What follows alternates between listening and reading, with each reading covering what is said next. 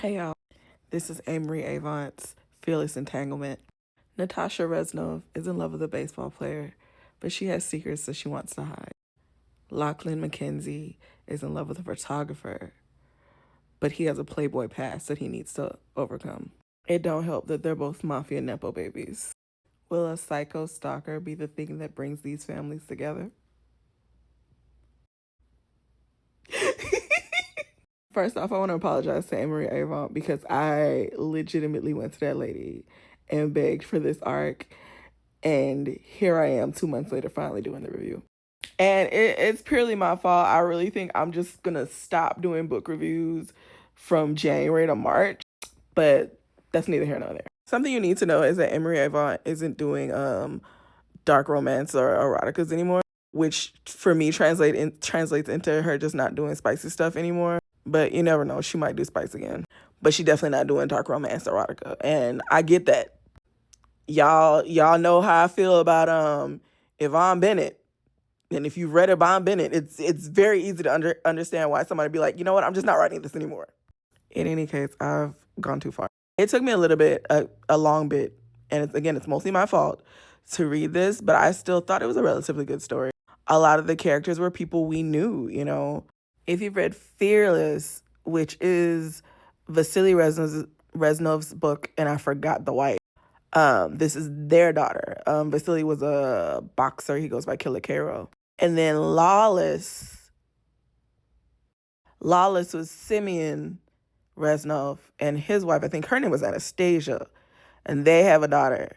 But Simeon and Vasily are cousins. And then you have the Mackenzie Scottish crime mafia family. And that's Lachlan's older brothers, like Jamie, Leith, and that crazy ass boy Cameron, and the cousin. I forgot what the cousin's name was. He was the S name too. No, he was a K name, Kieran. I was missing one. The eldest brother was Brody. And I kind of understand Amarie Avant's decision to call this Fearless Entanglement instead of making this yet another Mackenzie book. Because there's 5 Mackenzie books already. Why not tie it back to Vasily with Fearless Entanglement? Although admittedly, there's 7 boys in the Mackenzie family, even when you take out the cousins. And you can clearly see that Avon intends to catch all 7 of them, even though Natasha's inclusion also means that Avon intends to do second generation romances. She got at least 2 in the chamber if you read this one. But again, I didn't really have too many big issues with this book. At least nothing that I wouldn't have had an issue with regardless of who the writer was. Because they're Russian, they're always going into different Russian words. And then Lachlan's family is Scottish, so they're doing a little Scottish words or whatever. I don't like that. Not because I don't like other cultures. It's because, sometimes I don't read as clean as we want it to, you know? It's not nearly as seamless as people want it to be. Like, babe, just put the whole thing in italics and say such and such said this in Italian or whatever. I get you. Also, and this isn't against the book at all, actually.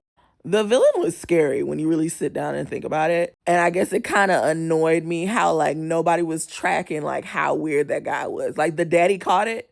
He didn't catch it the way he needed to. But he was like, yeah, this guy's weird. I need to, you know what? I was too happy he didn't hire that man.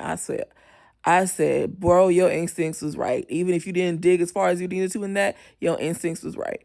I was very much mad at Jamie in this book because he's stupid. But I'm trying not to hold that against him because I did not read Jamie's book. I'm going to go back and read Jamie's book so I can tell you how stupid he is. All in all, I'm happy I got to read this book because Amarie Avant had put down all her spicy stuff originally to go write clean Christian romance.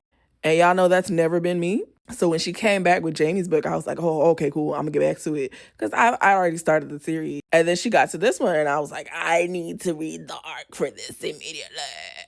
Clearly not immediately, but I try my best. But as I was saying, it really made me happy because she's very clearly exploring old characters. And I'm out here standing on the edge, crying into the void for Amarie Avant to bring my boy back, to bring Ephraim and his wife back. Please. Please. Please. At least one of those Mackenzie boys does not have a somebody, and I think the somebody should be Ephraim's child. Please and thanks. Oh, and before I go, this is a small spoiler, but y'all be all right. I love how Mrs. Mackenzie like sees Natasha's cousin looking at Lachlan's youngest brother like, yo, he got a girlfriend.